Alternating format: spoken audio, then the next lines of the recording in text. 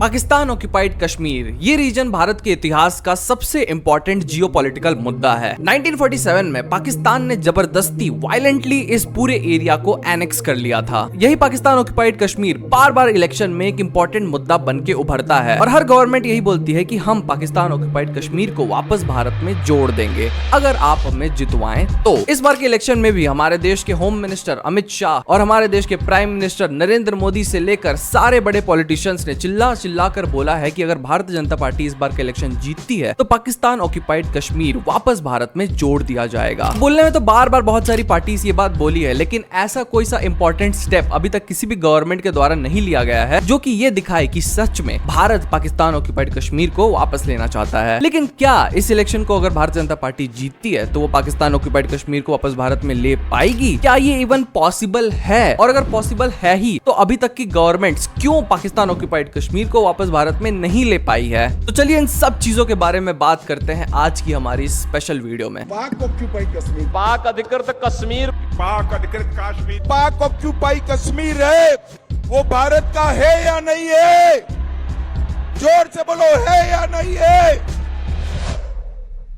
चलिए शुरुआत एरिया से ही कर लेते हैं। जम्मू एंड कश्मीर का जो एक्चुअल एरिया है वो 2.2 लाख स्क्वायर किलोमीटर का माना जाता है। इसमें से 10% चाइना के पास है विच इज 37,555 स्क्वायर किलोमीटर और 30% पाकिस्तान के पास है विच इज 78,104 स्क्वायर किलोमीटर। अब ये जो रीजन है पाकिस्तान ऑक्यूपाइड कश्मीर ये दो ऑटोनोमस रीजन में डिवाइडेड है। एक है गिलगिट बाल्टिस्तान और दूसरा है पाकिस्तान कंट्रोल्ड कश्मीर, जिसे पाकिस्तान फेमसली आजाद कश्मीर भी बोलता है। ये जो आजाद कश्मीर का एरिया है ये बहुत ही छोटा है। बेसिकली जो कश्मीर की वैली है और जो जम्मू की वैली है उसका एक्सटेंशन माना जाता है ये एरिया। लेकिन जो गिलगिट बाल्टिस्तान है वो आजाद कश्मीर से 5 गुना बड़ा है और इसे हम लद्दाख का जो कोल्ड रीजन है, कोल्ड डेजर्ट रीजन का एक्सटेंशन भी मानते हैं। एक्सटेंशन शब्द का जरूर मैं यूज कर रहा हूं, लेकिन आपको याद रखना है ये पूरी की पूरी जमीन हमारी ही है। इन दो एरियाज को पाकिस्तान ने जब भारत को आजादी मिली थी और पाकिस्तान देश बना था उसके तुरंत बाद ही वायलेंटली कैप्चर कर लिया था। कैसे? देखिए, जब अंग्रेज भारत छोड़ के जा रहे थे तो भारत में जितने भी प्रिंसली स्टेट्स थे वो उनको 3 ऑप्शन दिए थे। पहला ऑप्शन ये था कि आप भारत के साथ जुड़ जाइए, दूसरा ऑप्शन ये था कि आप पाकिस्तान के साथ जुड़ जाइए, या तीसरा ऑप्शन था कि आप एक इंडिपेंडेंट जगह बन के रह जाइए। महाराजा हरि सिंह उस समय जो जम्मू एंड कश्मीर का रीजन था उसके महाराज थे और उनकी जो प्रजा थी उसमें ओपिनियन बहुत ही ज्यादा डिवाइडेड था। कुछ लोग भारत की तरफ जाना चाहते थे और तो कुछ लोग पाकिस्तान की तरफ जाना चाहते थे। लेकिन जो महाराजा हरि सिंह थे वो एक ऑटोनोमस स्टेट बना के रहना चाहते थे, वो इंडिपेंडेंस चाहते थे, अपना राज चलाना चाहते थे। तो इसको चलाने के लिए वो अपनी प्रजा के ऊपर अत्याचार करने लगे। वो हक जमाने के लिए अपने जनता के ऊपर बड़े बड़े टैक्स इंपोज करने लगे, जिससे परेशान होकर पूंछ जो कि वेस्ट पंजाब जो कि आज पाकिस्तान में पड़ता है उसका बॉर्डर में एक एरिया आता है, वहां पे एक अपराइजिंग स्टार्ट हो गई। लोग रिवॉल्ट करने लगे अपने महाराज के खिलाफ और इस अपराइजिंग को लीड कर रहे थे इब्राहिम खान। बेसिकली ये सारे लोग एक मुस्लिम मेजोरिटी कंट्री के फेवर में थे और एक दिन इब्राहिम खान पाकिस्तान भाग जाते हैं और पाकिस्तान जाकर वो वहां की मिलिट्री से मदद मांगते हैं। पाकिस्तान इसमें अपना फायदा देखता है और तुरंत ही इस अपराइजिंग को सपोर्ट करने लगता है और मिलिट्री बैकिंग भी दे देता है। ये बात थी 3 अक्टूबर 1947 की और मौके का फायदा उठाकर पाकिस्तान 21 अक्टूबर 1947 को एक बार फिर से पश्तून ट्राइब्स के जो मिलिटेंट्स थे उनको भारत में भेज देता है। अब ये पश्तून ट्राइब के जो मिलिटेंट्स थे इनको भी पाकिस्तान की जो आर्मी थी उनकी बैकिंग मिली हुई थी और धीरे धीरे करके वो जम्मू एंड कश्मीर का जो रीजन था उसमें कब्जा जमाने लगे थे। थोड़ी देर में मुजफ्फराबाद और बारामुल्ला के रीजन को ये सारे मिलिटेंट्स कैप्चर कर लेते हैं। ये सब हरि सिंह जी देख रहे थे और वो जान रहे थे मैं धीरे धीरे कमजोर होते जा रहा हूँ, तो वो मदद मांगने भारत के प्राइम मिनिस्टर के पास पहुंच जाते हैं। उस समय भारत के प्राइम मिनिस्टर हुआ करते थे जवाहरलाल नेहरू जी। वो सीधा सीधा हरि सिंह जी को बोल देते हैं कि भारत आपका पूर्ण रूप से सपोर्ट करेगा जब तक आप इंस्ट्रूमेंट ऑफ असेशन में साइन कर देते हैं। अब ये इंस्ट्रूमेंट ऑफ असेशन वो डॉक्यूमेंट था जिसे प्रिंसली स्टेट साइन करती थी और वो भारत के साथ पूरा जुड़ जाती थी। सिंह के पास कोई और ऑप्शन नहीं होता है और वो भारत के साथ जुड़ जाते हैं। इसके तुरंत ही बाद भारत के prime minister Jammu and Kashmir में अपनी मिलिट्री को भेजते हैं और तुरंत ही वहां पे पाकिस्तान की जो मिलिटेंट फोर्सेस है वो बैक फुट पे आ जाती है। लेकिन बहुत सारे रीजन्स अभी भी पाकिस्तान ने कैप्चर करके रखे थे कश्मीर और जम्मू के रीजन में, और आप विश्वास नहीं करेंगे अगर भारत उस समय चाहता तो ये सारे रीजन्स को वापस ले सकता था। लेकिन जवाहरलाल नेहरू उस समय माउंटबेटन की बात मानते हैं। माउंटबेटन उन्हें बोलते हैं कि आप पीसफुल रेजोल्यूशन निकालिए उसका और यूएन जाइए, आप यूएन में जाके जो रेजोल्यूशन निकलता है आप उसे एक्सेप्ट कर लीजिएगा। जवाहरलाल नेहरू एग्जैक्टली ऐसा ही करते रहते हैं। और फिर अप्रैल 1948 को रेजोल्यूशन 47 पास किया जाता है यूएन के द्वारा। अब यूएन इस मुद्दे पे बेसिकली ये बोलता है कि भारत को जम्मू एंड कश्मीर के रीजन में मिनिमम मिलिट्री फोर्सेस तैनात करनी है, और वही पाकिस्तान जो भी रीजन्स कैप्चर किया है जम्मू एंड कश्मीर का, उसको उस एरिया से पीछे हट जाना चाहिए। और यहाँ पे प्लेबिसाइट होगा। प्लेबिसाइट बेसिकली एक ऐसा इलेक्शन होता है जहाँ पे सारे लोग जो एरिया के रहते हैं वो वोट करते हैं कि वो किस साइड के साथ जुड़ना चाहते हैं। लेकिन ये प्लेबिसाइट कभी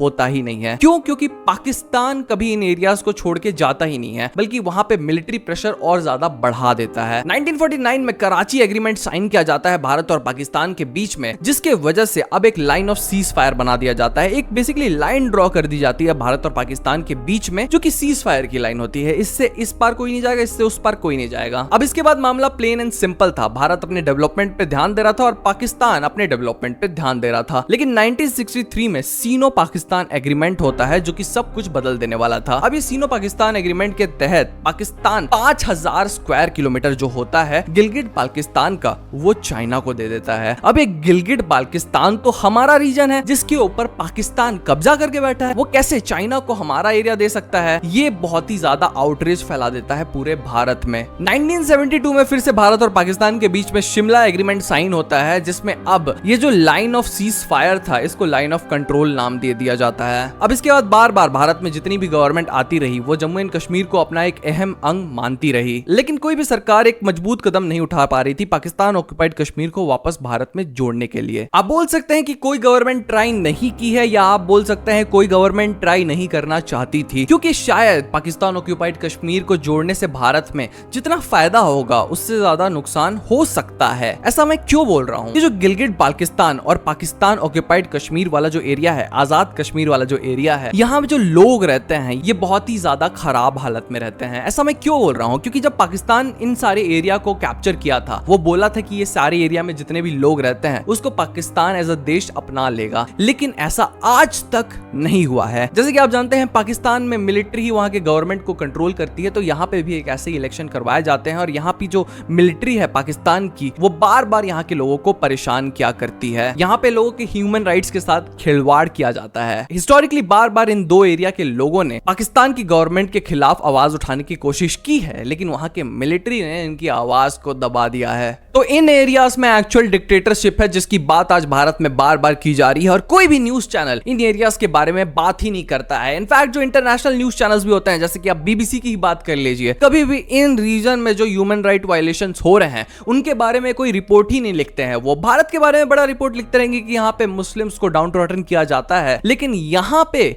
जो हो रहा है उसको क्यों नहीं देखते हैं वो? ये भी एक सोचने वाली बात है। अब आज के दिन भारत एक बहुत ही पावरफुल नेशन बन चुका है। भारत की मिलिट्री बहुत पावरफुल हो चुकी है, फाइनेंशियली भारत बहुत स्टेबल हो चुका है, लेकिन फिर भी भारत क्यों पाकिस्तान ऑक्युपाइड कश्मीर को वापस भारत में अभी तक नहीं जोड़ पाया है? क्या है उसका रीजन? उसका रीजन है चाइना। अब आज के दिन चाइना इस रीजन में एक बहुत ही इंपॉर्टेंट प्लेयर बन चुका है। ऐसा मैं क्यों बोल रहा हूं? क्योंकि चाइना का एक one belt one road initiative है, जिसके आधार पर वो $50 बिलियन इन्वेस्ट करके चाइना और पाकिस्तान के बीच में एक रोड बनाया है जिसमें से ट्रेड होता है। अब ये जो रोड है ये गिलगिट बाल्टिस्तान के बीच से होके जाती है, जो कि आज भी भारत की जमीन है। आप यहाँ पे ये देख सकते हैं कि भारत, पाकिस्तान और चाइना तीनों ही न्यूक्लियर सुपर पावर्स हैं, यानी कि तीनों देश के पास न्यूक्लियर क्षमता है। तो अगर भारत पाकिस्तान ऑक्युपाइड कश्मीर को वापस कैप्चर करना चाहता है वायलेंटली या फिर मिलिट्री का यूज करके, तो चाइना इसके बीच में आ जाएगा और दो देश वर्सेस वन देश के बीच में लड़ाई हो जाएगी, जो कि किसी भी देश के लिए सही नहीं रहेगी। अब ताइवान को भी एज एग्जांपल ले सकते हैं। बहुत सालों से चाइना ताइवान के ऊपर कब्जा करने की कोशिश कर रहा है, लेकिन ताइवान को अमेरिकन बैकअप करते हैं। अमेरिका भी एक सुपर पावर है, चाइना भी एक सुपर पावर है। तो चाइना अगर ताइवान को मिलिट्री के थ्रू कैप्चर करने की कोशिश करेगा तो अमेरिका चाइना के विरुद्ध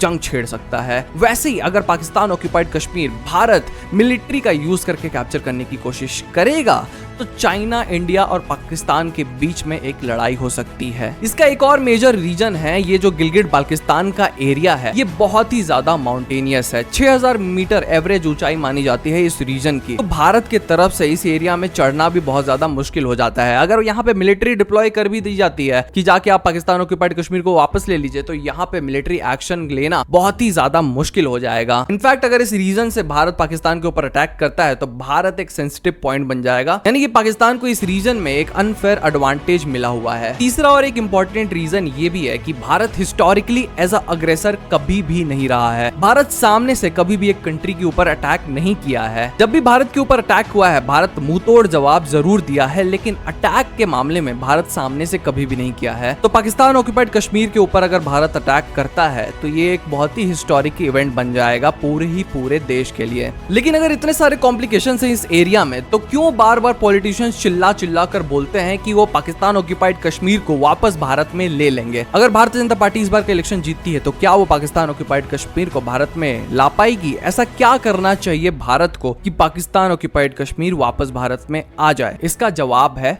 कुछ नहीं। जी हाँ, सिर्फ और सिर्फ कुछ नहीं करना चाहिए भारत को। समय एक बहुत ही महत्वपूर्ण चीज होता है और अभी शायद समय नहीं आया है। हमें बार बार, जैसे कि मैंने पहले बताया वीडियो में, देखने को मिला है कि गिलगिट बाल्टिस्तान और ये जो पाकिस्तान कंट्रोल्ड कश्मीर है, यहाँ के लोग पाकिस्तान की गवर्नमेंट के खिलाफ आवाज उठाने लगते हैं। पाकिस्तान एज अ नेशन आज खुद टूटने लगा है। एक समय पे पाकिस्तान को तालिबान बड़ा सपोर्ट किया करती थी, लेकिन अभी कुछ दिन पहले तालिबान भी पाकिस्तान के ऊपर अटैक करने लग रहा है, जिसके वजह से पाकिस्तान का जो मोराल है वो बहुत ही ज्यादा डाउन हुआ है। ईरान से जब हाथ मिलाया था पाकिस्तान ने तो बहुत ही खुश था वो कि जिंदगी भर 7 जन्मों का रिश्ता बन गया है अब ईरान के साथ। लेकिन कुछ ही दिन पहले ईरान ने भी पाकिस्तान के ऊपर अटैक करना शुरू कर दिया है। अगर हम लोग तीसरा एंगल देखते हैं चाइना का, जो आज बहुत ही जोरों शोरों से पाकिस्तान का सपोर्ट करने लग रहा है। याद रखिए, ये वही चाइना है जो श्रीलंका में एक छोटे से एरिया को पूरा खरीद लिया है, जिसमें जाने के लिए आपको पासपोर्ट की जरूरत पड़ती है। जी हाँ, श्रीलंका में चाइना पहुंच गया है। ऐसे ही धीरे धीरे करके पाकिस्तान को भी एक गरीब नेशन बना देगा China, death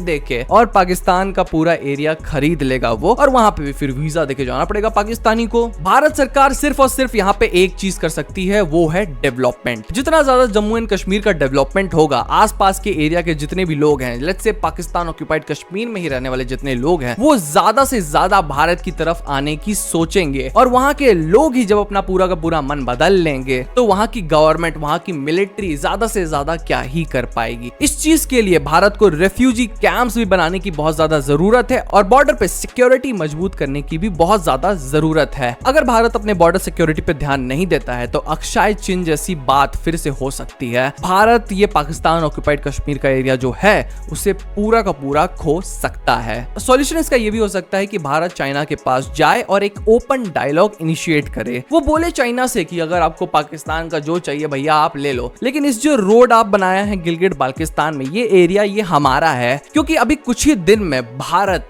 3rd largest economy बन जाएगी पूरी दुनिया की, और 2nd लार्जेस्ट इकोनॉमी कौन है? चाइना। तो ये दोनों देश जब एक दूसरे के साथ काम करेंगे तो दोनों बहुत ही तेजी से आगे बढ़ पाएंगे। तो यहाँ पे एक बायलैटरल एग्रीमेंट हो सकता है और पाकिस्तान ऑक्यूपाइड कश्मीर को फिर से भारत में जोड़ा जा सकता है। अब ये समय ही है जो हमें एक्चुअल में आंसर कर पाएगा कि भारतीय जनता पार्टी एक्चुअल में सोच क्या रही है, वो कैसे ये पाकिस्तान ऑक्यूपाइड कश्मीर को वापस लाना चाह रही है भारत में। कोई सवाल पूछो इनसे, जवाब तो दें वो। देखिए, आपको क्या लगता है? हमें कमेंट सेक्शन में जरूर बताएं कि क्या पाकिस्तान ऑक्यूपाइड कश्मीर अगर भारत में जोड़ा जाता है तो ये भारत के लिए बहुत ही इंपॉर्टेंट रहेगा और भारत को इससे बहुत ज्यादा फायदा होगा, या फिर आप सोचते हैं कि इस पाकिस्तान ऑक्यूपाइड कश्मीर को जैसा है वैसा रहने दे दिया जाए, क्योंकि अगर भारत इसे वापस लेने की कोशिश करता है तो वायलेंस हो सकता है। अगर पाकिस्तान ऑक्यूपाइड कश्मीर को भारत वापस ले भी लेता है तो यहाँ पे इंसर्जेंसी का भी खतरा बढ़ जाएगा, जो कि हमें नॉर्थ ईस्ट के बहुत सारे रीजन्स में देखने को मिला था। तो इंसर्जेंसी को भी अवॉइड करने के लिए मेरे भी हिसाब से अभी जो पाकिस्तान ऑक्यूपाइड कश्मीर का एरिया है उसे जैसे है वैसे रहने दे दिया जाए। लेकिन इसमें कोई दो राय नहीं है, ये हमारे देश का एक बहुत ही महत्वपूर्ण अंग है और हमें इसे वापस लेने के लिए वो सब कुछ करना चाहिए जो कि पॉलिटिकली, जियोपॉलिटिकली और किसी भी लेवल पे पॉसिबल है। अब ये समय ही है जो हमें बता पाएगा कि इसे कोई भी गवर्नमेंट वापस ले पाती है कि नहीं। लेकिन देखिए, हम ऐसी वीडियोस बनाते रहते हैं, तो हमारे चैनल को सब्सक्राइब करके जाना मत भूलिएगा। आज की वीडियो में बस इतना ही, मिलते हैं अगले वीडियो में।